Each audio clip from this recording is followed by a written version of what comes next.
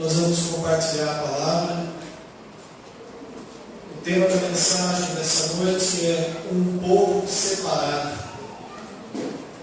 E antes de abrir a sua Bíblia, eu convido você a curvar mais uma vez a sua cabeça, fechar os seus olhos e se dirigir ao Pai, pedindo para que teu coração se abra para receber essa palavra e a tua vida se encha ainda mais da presença do Espírito. Pai, obrigado por cada momento que passamos desfrutando da tua presença, por esse momento precioso de louvor, de adoração, por esse momento precioso onde poderemos compartilhar a tua palavra. Senhor, eu peço, usa a minha vida, me capacita a transmitir com fidelidade a tua palavra e abra o coração de cada um dos ouvintes para receber essa mensagem. E em nome de Jesus Cristo, que seja repreendido o ladrão da semente, para que essa mensagem penetre o nosso coração, a nossa alma, e seja transformadora na nossa vida, e o teu nome seja honrado. Em nome de Jesus Cristo que eu oro. Amém. Ontem eu tive o privilégio de participar de um seminário onde o pastor e doutor Russell Shedd esteve pregando, ensinando a palavra. E eu me surpreendi com a atitude dele. Um homem de 83 anos, conhecedor a fundo da palavra de Deus. Você tem uma ideia, a Bíblia que ele dá um estudo em grego. E um homem que tinha tudo para se colocar um certo orgulho sobre os ouvintes. Eu me surpreendi com a humildade daquele homem. Em cada palestra, ele deu 2 palestras de 1 hora, teve um intervalo. Entre uma e outra, antes de começar a ensinar a palavra de Deus, ele orava, pedindo a Deus capacitação para pregar a palavra. Eu parei e fiquei pensando, meu Deus, esse homem que é tradutor de Bíblia, PhD em vários seminários dentro da palavra de Deus, ora com temor do Senhor, pedindo capacitação para transmitir a palavra. Eu fiquei pensando, e eu? Meu Deus, que submissão a Deus, é surpreendente. Mestre, pastor e mestre da palavra, se colocar de uma maneira tão humilde em oração, pedindo a Deus capacitação, pedindo ao Espírito para não deixar de falar nada que não fosse edificante às vidas que estavam ali.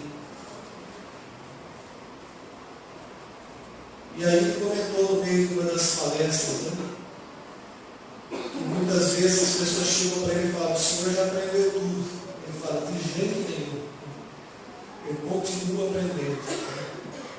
Muitas vezes as pessoas se dão aquele elogio, eu falo, eu continuo aprendendo. Ele até brincou numa das palestras, e se vocês quiserem aproveitar, aproveita, porque o meu tempo está cumprido. E eu não estou preocupado nem um pouco com isso. Eu achei demais, foi muito edificante. Ele teve uma igreja aqui em Campinas, e foi tremendo. O ensino, a palavra que ele trouxe. Eu vou ter oportunidade em alguns cultos, eu adotei um capricho, um detalhe, todo o ensino, e durante os cultos a gente vai trazendo isso para a igreja, com certeza, em nome de Jesus. Mas eu disse que o tema da noite, da mensagem de hoje, é um povo separado. Eu convido você a abrir essa santa e bendita palavra de Deus no livro de Êxodo, capítulo 23. E nós vamos estar lendo a partir do versículo 20. Êxodo 23, a partir do versículo 20.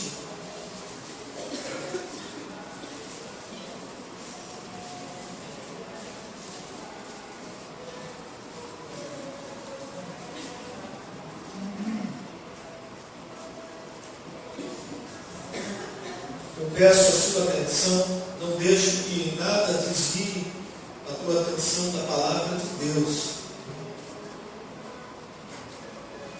Então, Êxodo 23, a partir do versículo 20. Eis que eu envio um anjo adiante de ti, para que te guarde pelo caminho e te leve ao lugar que tenho preparado. Guarda-te diante dele e ouve a sua voz, e não te rebeles contra ele, porque não perdoará a vossa transgressão, pois nele está o meu nome. Mas, se diligentemente me ouvires a voz, e fizeres tudo o que eu disser, então serei inimigo dos teus inimigos, e adversário dos teus adversários. Porque o meu anjo irá adiante de ti, e te levará aos amorreus, aos heteus e aos ferezeus, aos cananeus, aos heveus e aos jebuseus, e eu os destruirei. Não adorarás os seus deuses, nem lhes darás culto, nem farás conforme as suas obras.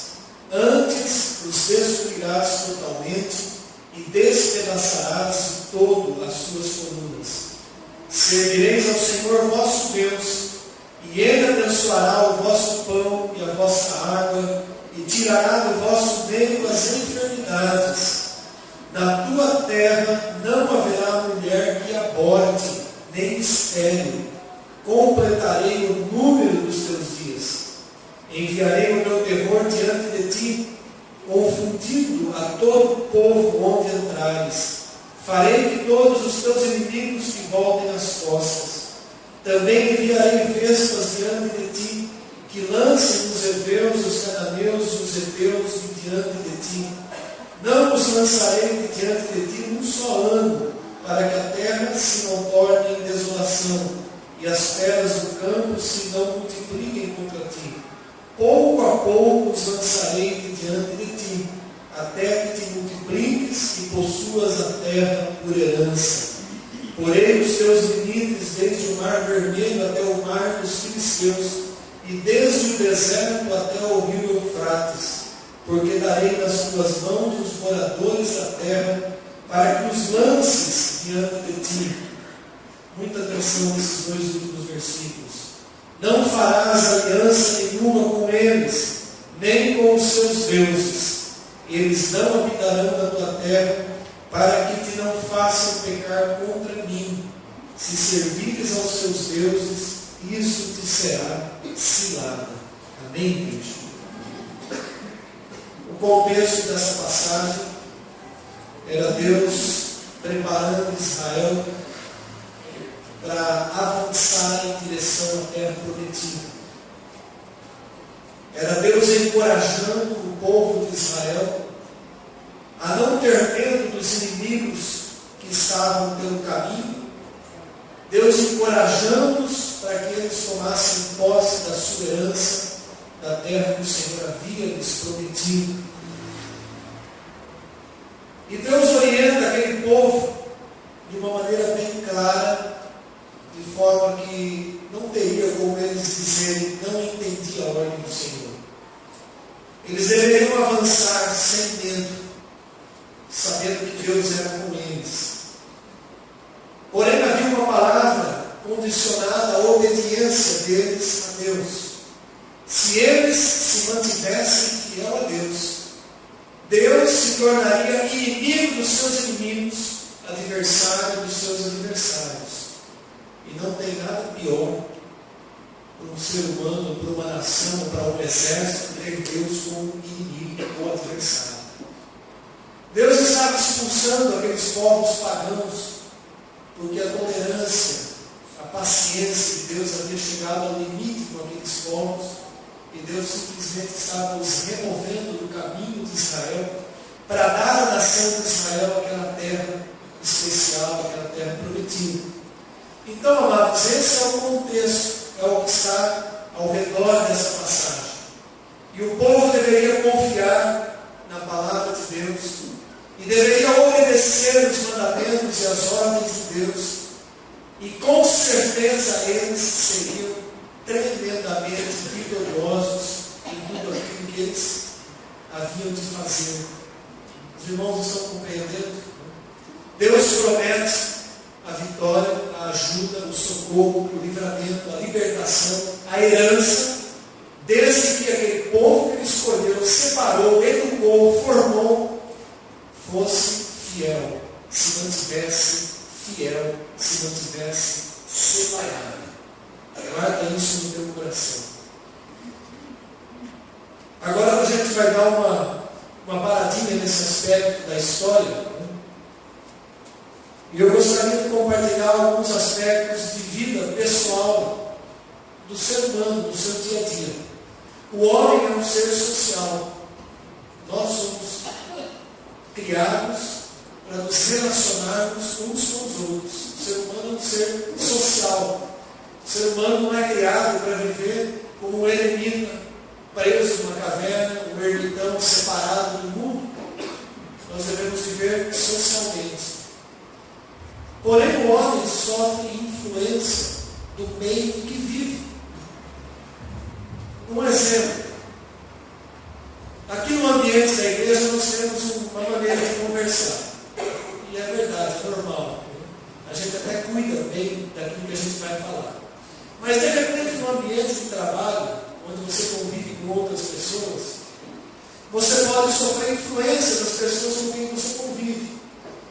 E de repente alguma gíria que você só usa lá no ambiente de trabalho, você não usa aqui. Mas lá no meio daquele povo, dos colegas de trabalho, você usa gírias.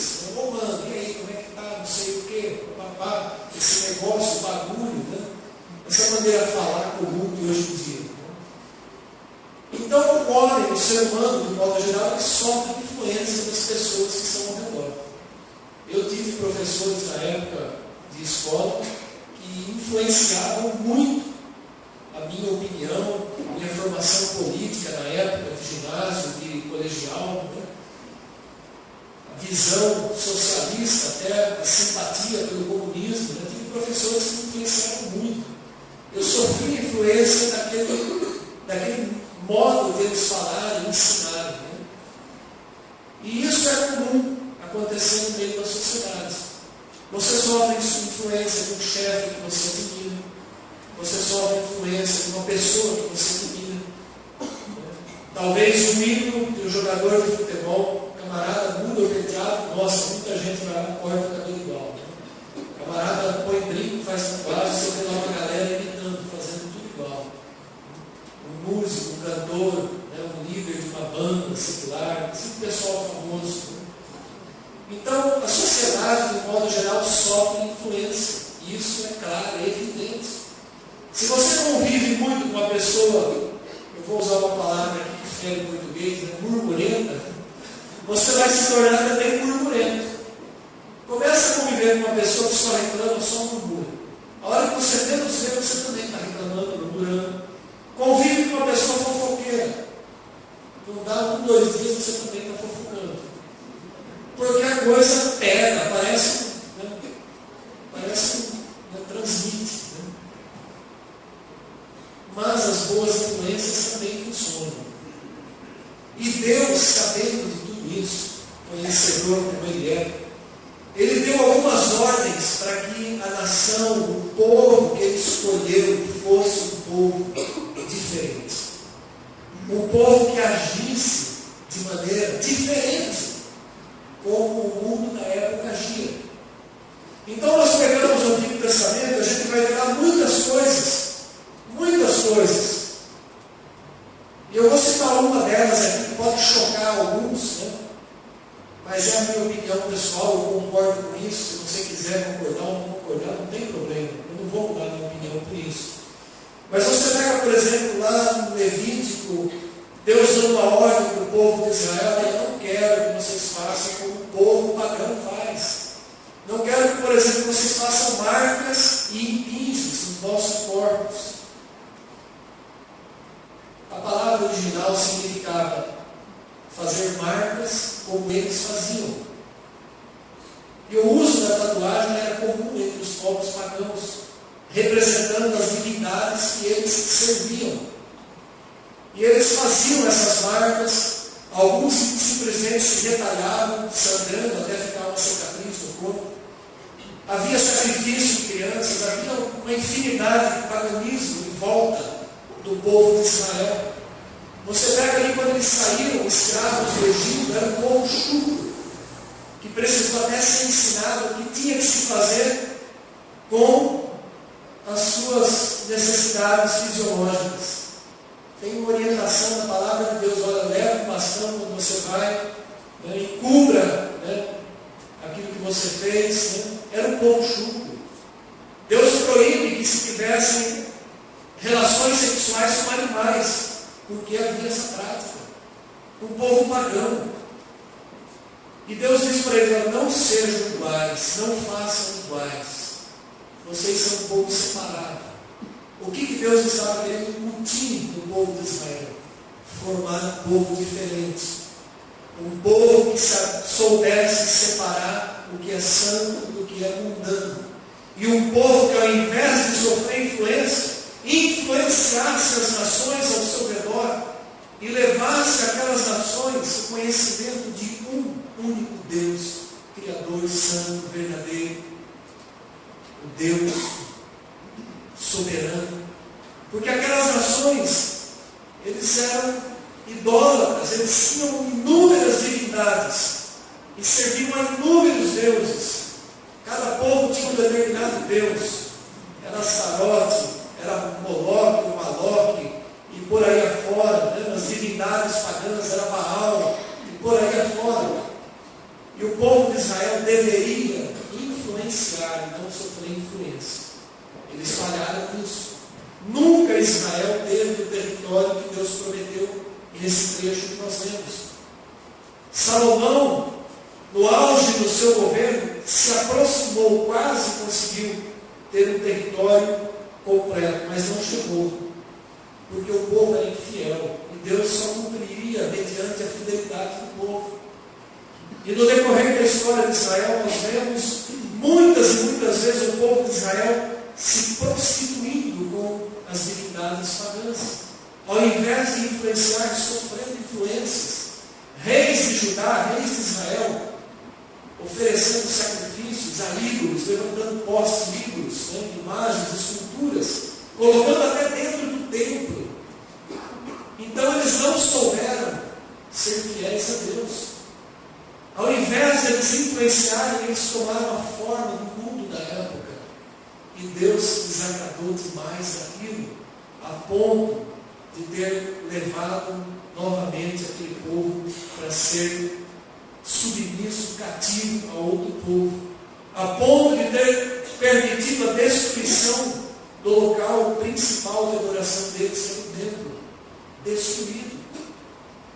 Então, amados, olhando para esse aspecto, Deus, sabendo que o homem sofre profunda influência do seu meio, Deus manda dar uma ordem para que eles não fizessem aliança, não deveriam entrar em acordo com os povos ao seu redor. Não que eles tinham que, né, se separar e se tornar um povo que não tivesse contato nenhum com o outro povo. Pelo contrário, eles deveriam influenciar o outro povo.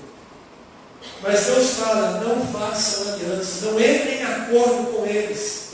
Não entrem em aliança, significa você não fazer nada que vai te comprometer com eles. Era proibido o casamento misto por isso, porque certamente se casava e os costumes de uma nação se misturavam com o de outra. Bom, dentro dessa ordem, o povo de Israel não cumpriu. Nós sabemos o resultado que deu. Não puderam usufruir das palavras de bênção desse texto, ainda que muitas vezes eles se voltavam em fidelidade para Deus. Deus honrava, expulsava os inimigos, dava vitória nas batalhas. A gente vê lá em Juízes, né, esse alto e baixo. O povo que se prostituía sofria consequência. Levantava alguém que clamava a Deus socorro, fazia um propósito de andar na fidelidade, Deus honrava novamente. E assim a história de Israel foi por muito tempo. O que é que Deus exigia? Obediência. Obediência. Eu dou tudo que vocês precisam, mas sempre obedientes a mim. Essa é a mensagem de Deus. Moisés trabalhou no seu ministério inteiro no processo de libertação do povo do Egito, ensinando aquele povo a ser obediente, sofrendo as consequências junto com aquele povo. Deus chega a dizer a eles que, mediante a obediência, até mesmo a esterilidade seria removida, as mulheres não seriam estéreis, os animais gerariam crias, eles enriqueceriam os seus rebanhos. Haviam inúmeras promessas de bênção, mas eles não deveriam fazer nenhuma aliança. Os dois últimos versículos que nós lemos: não farás aliança nenhuma com eles, nem com os seus deuses. Eles não habitarão na tua terra, para que te não façam pecar contra mim. Era uma ordem clara de Deus. Nós vemos, por exemplo, quando Balaão é contratado para amaldiçoar o povo de Israel, e ele não pode amaldiçoar, ele vai lá, tem toda aquela história, e toda vez que ele ia amaldiçoar Israel, ele acabava proferindo uma bênção, e por fim ele não consegue, ele não pode amaldiçoar Israel. E aí Balaque, que havia contratado Balaão, fala: mas você não amaldiçoou esse povo. E a gente vai ver depois, no contexto da história, que Balaão ensinou Balaque a armar ciladas contra Israel. Só havia um meio de Israel ser amaldiçoado, e era desobedecendo ao seu Deus. Qual foi a estratégia que eles fizeram? Mande as mulheres, as moabitas, se aproximarem dos homens de Israel, com toda a sua beleza e sensualidade. Mande as moabitas se aproximarem, seduzirem os homens. Eles vão pecar, eles vão deixar o seu Deus, eles vão se misturar com essas mulheres, eles vão começar a servir os deuses dos moabitas. E isso aconteceu e foi desgraça na história de Israel. Então essa ordem, talvez você pense assim: mas era para o Antigo Testamento, nós estamos no tempo da graça. É essa transição que eu quero que os irmãos entendam essa noite. Independente de estarmos no tempo da graça, porque daqui a pouco a gente vai pegar alguns versículos do Novo Testamento, a proposta de Deus, ela permanece a mesma. A igreja é chamada para ser um povo separado. A igreja é chamada para ser um povo que vive de maneira diferente daquela que o mundo vive. A igreja, o corpo de Cristo, a igreja, aqui estou dizendo o corpo de Cristo, não denominação, não placa. Nós somos chamados para influenciarmos e não sermos influenciados. E aqui é que mora o grande problema da nossa geração, da geração de cristãos que nós estamos vivendo. Deus sabia desse perigo de influência e manda que o povo de Israel fosse um povo separado. Se você abrir no Salmo de número 1, que é um salmo muito conhecido na palavra de Deus, você vai ver que o salmista, ele começa dizendo assim: bem-aventurado o homem que não anda no conselho dos ímpios. Abre aí a tua Bíblia e acompanha. Bem-aventurado o homem que não anda no conselho dos ímpios, não se detém no caminho dos pecadores, e nem se assenta na roda dos escarnecedores. Olha que conselho que Deus está dando. Olha, não ande no conselho dos ímpios. O que Deus estava falando? Não façam o que os ímpios fazem. Não vá buscar conselho com o ímpio. Não dê ouvidos ao ímpio. O ímpio aqui é todo aquele que não tem temor a Deus. Não é o ateu. O ímpio pode ser alguém que se diz cristão, que enche o peito e diz: eu sou cristão. Mas você não sabe qual é o nível de relacionamento que ele tem com Deus. Está cheio de pessoas lá fora que se dizem cristãs, mas que vão no espiritismo, vão no candomblé, vão em tudo quanto é coisa, e se diz cristão. Não dê ouvidos, não ande no conselho deles. O conselho deles pode influenciar influenciar e destruir a sua vida. Não pare no caminho deles, não faça o mesmo caminho que eles fazem. Não se detenha no caminho dos pecadores. Seguir pecador é caminhar para o inferno. Se você sabe que determinada pessoa, determinado amigo, determinado colega, determinado chefe, que você tem até simpatia, uma pessoa legal, simpática, tudo isso, mas ele te influencia, ele te convida, ele te leva, vamos para o happy hour, depois do happy hour vai para não sei aonde, aquela influência, aquela pressão, aquela sedução, né? Vai arrastando devagarzinho, e a hora que você vê, você está andando no caminho dele. Você entrou pelo caminho do pecador. E ainda que você seja cristão. Nem se assenta na roda dos escarnecedores. Aqui é pior ainda. Né? Além de andar no caminho, senta, participa, vive aquilo que os escarnecedores de Cristo vivem. Amados, isso é um conselho direto, é uma palavra claríssima para a igreja, para nós que somos chamados a sermos separados. E não para por aí. Indo para o Novo Testamento, Tiago, capítulo 4, versículo 4. Abra sua Bíblia.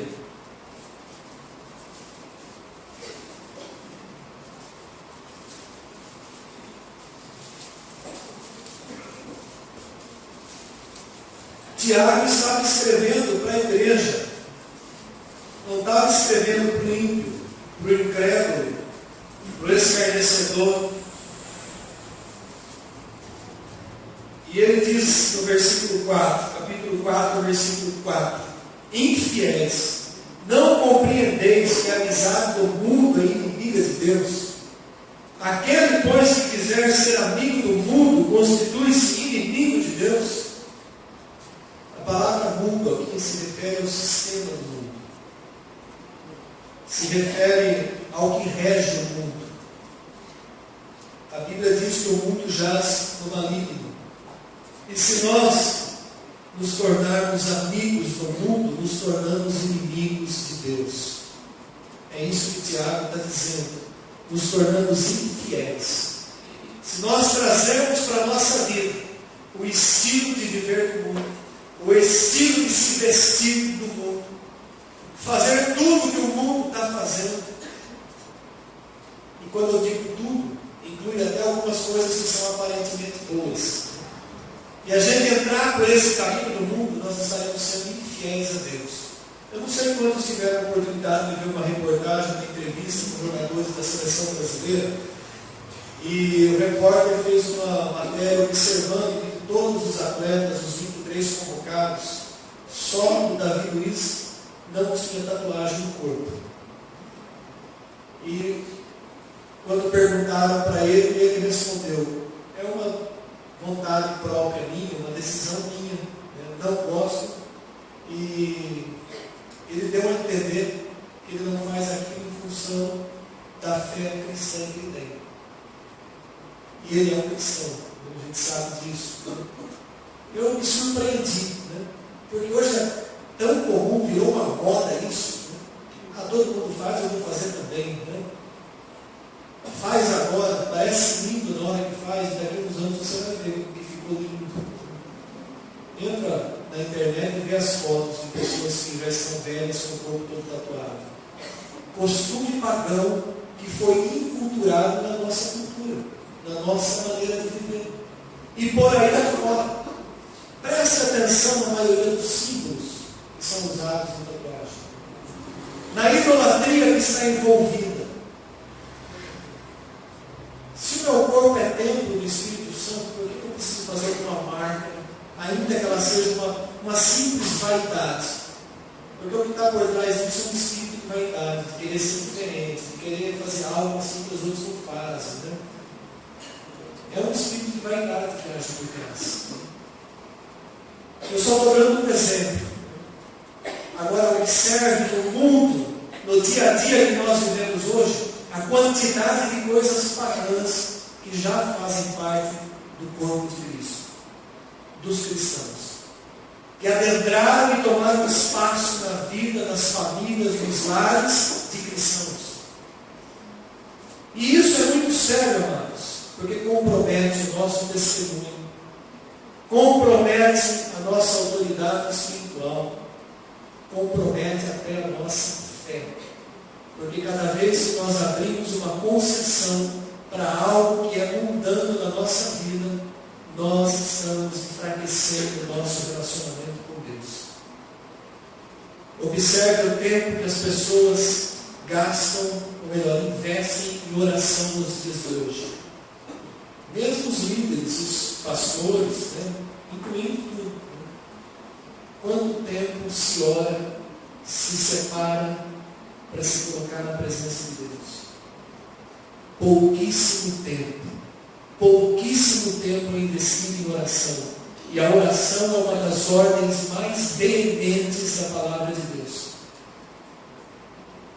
É uma das coisas que mais foram insistidas, orientadas para que a igreja mantivesse firme, perseverante na oração.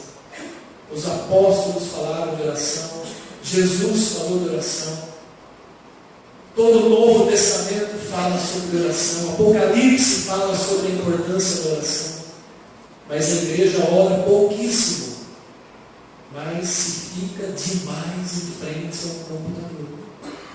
Coisas que são boas, um entretenimento, um momento de lazer, mas que de repente toma uma proporção tão grande. O Facebook tem tirado muita gente do ministério de intercessão das igrejas, de um modo geral. Cada vez menor, porque os intercessores hoje não têm mais tempo. E por aí afora. E aí a vida espiritual, o relacionamento com Deus vai se tornando frio, pequeno, e o ânimo vai se desintegrando, a vontade de estar na presença de Deus vai se desintegrando, o culto já não tem mais aquela importância. Isso tem acontecido de uma maneira claríssima no meio das igrejas nos dias de hoje. Então o Senhor continua orientando a igreja, chamando a igreja para uma vida. Se nós queremos prosseguir a nossa caminhada, gerar vida. Eu comentei com o presbítero André de manhã, quando ele perguntou sobre o Russell Shedd, você foi lá, fui. E aí, o que você tem a dizer? O que eu podia dizer assim, eu disse, o homem é uma fonte a jorrar água, é impressionante. Não perde uma palavra do que ele fala. É uma fonte brotando água, gerando vida. Por quê? Porque ele tem vida com Deus. E tudo que ele faz gera vida. Como nós vamos ser um rio, vai jorrar vida do nosso interior se nós não temos vida com Deus? Se nós não separamos tempo para orar, para adorar e até mesmo para vir em culto, junto com a comunidade. O Senhor tem falado com a igreja, insistido com a igreja. Quem tem ouvido, ouça o que o Espírito diz. João, lá em 1 João, capítulo 2, do versículo 15 ao 17. Finalzinho da Bíblia, 1 João, capítulo 2, de 15 a 17.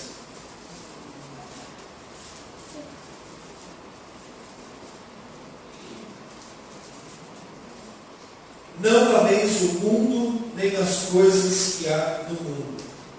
Se alguém amar o mundo, o amor do Pai não está nele. Porque tudo que há no mundo, a concupiscência da carne, a concupiscência dos olhos e a soberba da vida, não procede do Pai, mas procede do mundo. Ora, o mundo passa, bem como a sua concupiscência. Aquele, porém, que faz a vontade de Deus, permanece para sempre. Não ameis o mundo, mas a igreja tem amado mais o mundo. Ao invés de influenciar, tem sofrido influência do mundo. Mateus capítulo 5, de 13 a 16, Jesus está dizendo: vós sois o sal da terra. Se o sal perde o seu sabor, não presta para mais nada, senão para ser pisado pelos homens. O sal era algo, continua sendo um ingrediente importante, mas na época de Jesus era mais importante do que hoje. Não havia geladeira, nem luz elétrica. E a carne e os alimentos eram conservados com o uso de sal. O sal também era usado para dar sabor, logicamente. E quando o sal perdia a sua eficiência, ele não servia para mais nada, senão para ser pisado pelos homens. sal ele perdia o seu valor, ele era jogado na terra para ser pisado, né? Pisoteado em algum lugar, não presta mais. É isso que o diabo faz. Né? Pisa em cima do cristão que se tornou ineficiente, inútil. Né? A luz, nós somos a luz do mundo. A tua luz deve resplandecer. Né? O pastor Hélio, que pregou domingo passado, falou sobre isso. Nossa luz deve resplandecer. Não se acende uma lâmpada e coloca escondida em algum lugar, não, ela fica no lugar onde as pessoas possam ver. Assim deve ser a nossa vida. Então, igreja, esse é o alerta que o Senhor nos traz hoje, um alerta para que nós não nos deixemos influenciar pelo mundo, não nos tornemos iguais ao mundo. Paulo diz em Romanos 12, não vos conformeis com esse século, não tome a forma desse século, mas transformai-vos pela renovação da vossa mente. A nossa mente tem que ser transformada, renovada pela palavra de Deus, não transformada e renovada pelos costumes do mundo, pelo paganismo que existe nos dias de hoje, pela idolatria, pela egolatria, né? E por todo tipo de latria que existe nos dias de hoje. Terminando a mensagem, Filipenses capítulo 2, versículo 15. Guarde no teu coração essa mensagem, não esqueça. Só mais 2 versículos.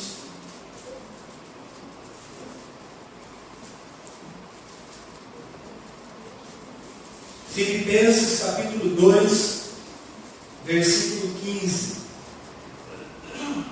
Para que vos torneis irrepreensíveis e sinceros, filhos de Deus inculpáveis no meio de uma geração pervertida e corrupta, na qual resplandeceis como luzeiros no mundo. Isso é para nós, é para a igreja. Somos nós que temos que ser isso. Nós devemos ser irrepreensíveis e sinceros, filhos de Deus inculpáveis no meio dessa geração pervertida, essa geração corrupta. No meio dessa geração corrupta, nós devemos resplandecer como uma tocha acesa, um luzeiro. Amém, igreja? Esse é o chamado para a igreja. É essa noiva que o Senhor Jesus está esperando. É essa noiva que o Senhor Jesus quer encontrar na sua volta. Santa, separada, purificada. Paulo diz assim no versículo seguinte: preservando que a palavra da vida, para que no dia de Cristo eu me glorie de que eu não corri em vão e nem me esforcei inutilmente. Paulo estava dizendo assim para aquela igreja de Filipos: olha, conserva a palavra, conserva, mantenha esse testemunho, para que eu possa, no final da minha vida, dar glória a Deus em que eu não fiz o ministério à toa, eu não preguei em vão. Era isso que Paulo estava dizendo. Eu não me esforcei inutilmente por vocês. Era isso que Paulo estava dizendo para a igreja.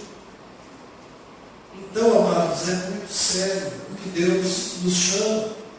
E por último, 1 Pedro 2, versículo 9.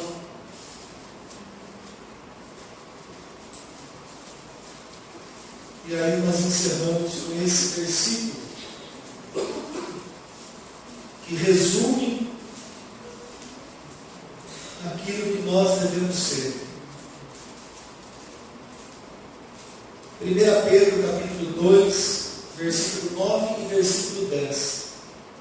Vós, porém, sois raça eleita, sacerdócio real, nação santa, povo de propriedade exclusiva de Deus.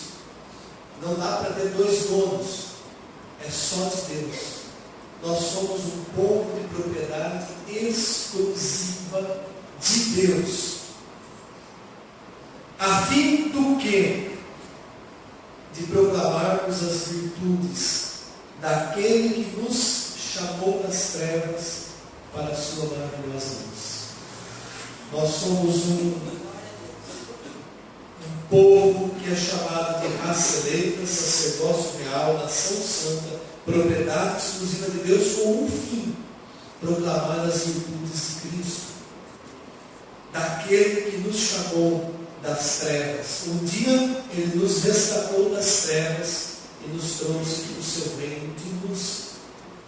E aí Pedro continua dizendo: vós sim, que antes não era povo de Deus, mas agora sois povo de Deus.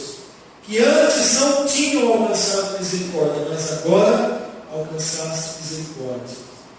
Então notem que Jesus morreu na cruz não foi à toa, não foi por acaso, foi para nos arrancar do império das trevas e nos transportar ao reino da luz. Foi por isso que Jesus morreu na cruz. Foi por isso que Ele entregou a sua vida, por mim e por cada um dos irmãos e irmãs que estão aqui. E se nós compreendermos a grandiosidade do sacrifício de Cristo, nós vamos sim criar um pouco de coragem, criar sim um pouco de determinação e começar a separar da nossa vida o lixo que nós trouxemos para dentro.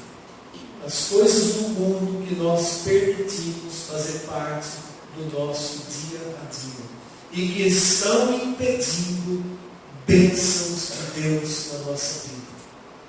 Foi isso que aconteceu lá no passado com Israel e que continua acontecendo com a igreja, independente de ela estar debaixo do tempo da graça.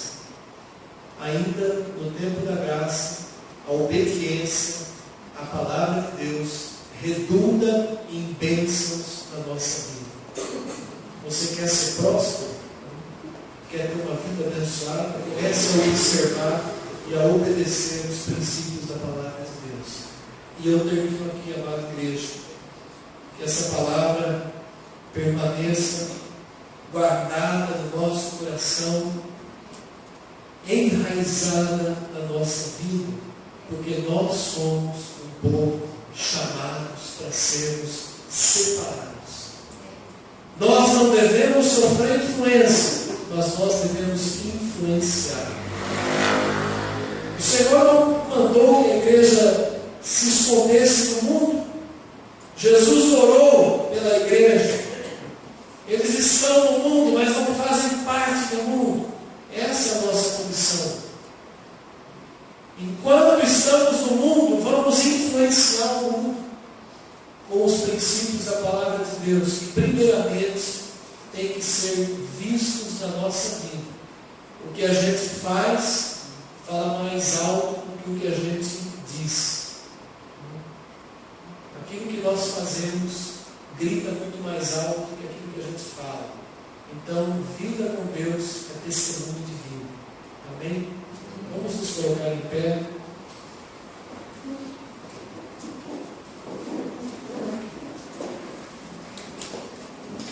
O Senhor não desista de nós. Ele continue a se trabalhar e seja transformador na nossa vida. Convido a igreja para orar. Feche os seus olhos. Curva a sua cabeça. Não se preocupe com quem está ao seu lado. Coloque a mão no teu coração se você sentir vontade. E ore agora a Deus. Pai, a tua palavra é viva, é eficaz. A tua palavra é como uma faca cortante de 2 gumes que penetra até o ponto de separar juntas e medulas, alma e espírito. Senhor, a tua palavra muitas vezes ela até é dolorida, mas sabemos que ela gera vida. E se nós não formos transformados pelo poder da tua palavra, o mundo vai acabar nos transformando. E nós não queremos ser a imagem e semelhança do mundo, mas queremos ser a imagem e semelhança do teu Teu Filho, nosso Senhor e Salvador Jesus Cristo. Por isso eu oro, Pai, que o Senhor nos fortaleça a tomarmos atitudes concretas de nos separarmos daquilo que nos contamina, daquilo que mancha o nosso testemunho, daquilo que nos afasta de Ti.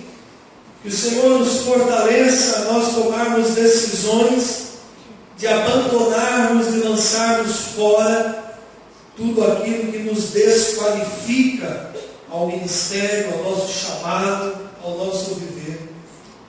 Pai, não desista de nós.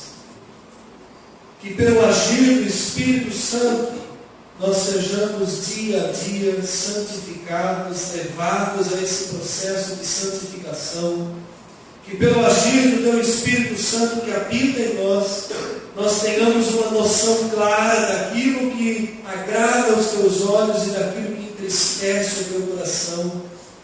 Pai, que nós possamos agradar ao Senhor com as nossas decisões, com as nossas atitudes, vivendo, testemunhando com a nossa vida um modo de viver separado, diferente. Que nós sejamos sal e luz no meio dessa geração perdida. Que nós sejamos pessoas que influenciem. Que aonde nós estivermos, a nossa vida faça diferença na vida das pessoas. Que as pessoas possam ver em nós a Tua luz e desejarem, sentirem vontade de ser como nós somos. Ah, Deus, que o nosso testemunho seja um testemunho que honre o nome de Jesus Cristo. Leva-nos de volta, se preciso for, às mãos do oleiro, desfaz e nos faz de novo. Se for necessário, nos molda outra vez, em nome de Jesus Cristo, porque nós queremos fazer parte da igreja gloriosa, da noiva escolhida, daquela que o Senhor resgatará, como está prometido na Tua palavra. Assim eu oro, Deus, por mim, por cada um dos Teus filhos e filhas que estão aqui nessa noite, em nome de Jesus Cristo. Vamos levantar as nossas mãos. O Senhor te abençoe e te guarde. O Senhor faça resplandecer o rosto sobre ti e tenha misericórdia de ti. O Senhor sobre ti levante o rosto e te dê a paz. Que a graça e a paz do Senhor Jesus Cristo, o amor do Pai e a comunhão do Espírito Santo permaneçam conosco. Abraço os irmãos que estão mais próximos. Desejo uma semana de vitória em nome de Jesus Cristo. Amém e glória a Deus.